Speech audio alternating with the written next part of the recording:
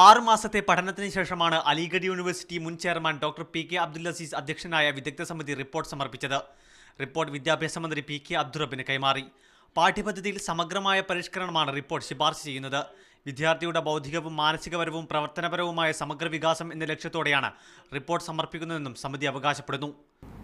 ഈ കാലഘട്ടം കാണുന്ന വിജ്ഞാന വിസ്ഫോടനവും അതുപോലെ തന്നെ അതിനെ കയറ്റിപ്പിടിക്കാനുള്ള സംവിധാനങ്ങളും നമ്മുടെ പുതിയ തലമുറയ്ക്ക് ലഭ്യമാകാൻ നമുക്ക് ഒരു ബാധ്യതയുണ്ടെന്നുള്ള കാഴ്ചപ്പാടിലാണ്.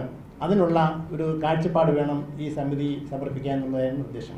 പ്രീ പ്രൈമറി വിദ്യാഭ്യാസം ഏകീകൃത പാഠ്യപദ്ധതി രൂപീകരിച്ച് ഔപചാരിക വിദ്യാഭ്യാസത്തിന്റെ ഭാഗമാക്കണമെന്ന് റിപ്പോർട്ട് ശുപാർശ ചെയ്യുന്നു. മലയാള ഭാഷാ പഠനത്തിനും പ്രത്യേക പ്രാധാന്യം നൽകണം. ആരോഗ്യ കായിക വിദ്യാഭ്യാസം, കലാവിദ്യാഭ്യാസം എന്നിവ നിർബന്ധിത പാഠ്യവിഷയങ്ങളാക്കണം. മാധ്യമ വിദ്യാഭ്യാസം പ്രൈമറി തലം മുതൽ പരിചയപ്പെടുത്തണമെന്നും റിപ്പോർട്ടിൽ പറയുന്നു.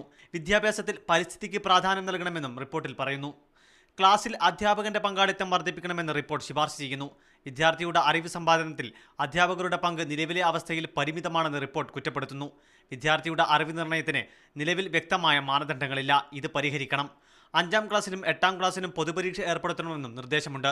പാഠപുസ്തകങ്ങളുടെയും അധ്യാപക സഹായ പുസ്തകങ്ങളുടെയും ഇലക്ട്രോണിക് വേർഷൻ പുറത്തിറക്കണം. പരിസ്ഥിതി സാമൂഹിക അവബോധവും വിദ്യാർത്ഥിയിൽ മൂല്യബോധവും വർദ്ധിപ്പിക്കുന്ന പാഠ്യപദ്ധതിയാണ് സമിതി നിർദ്ദേശിക്കുന്നത്. മീഡിയ 1 തിരുവനന്തപുരം.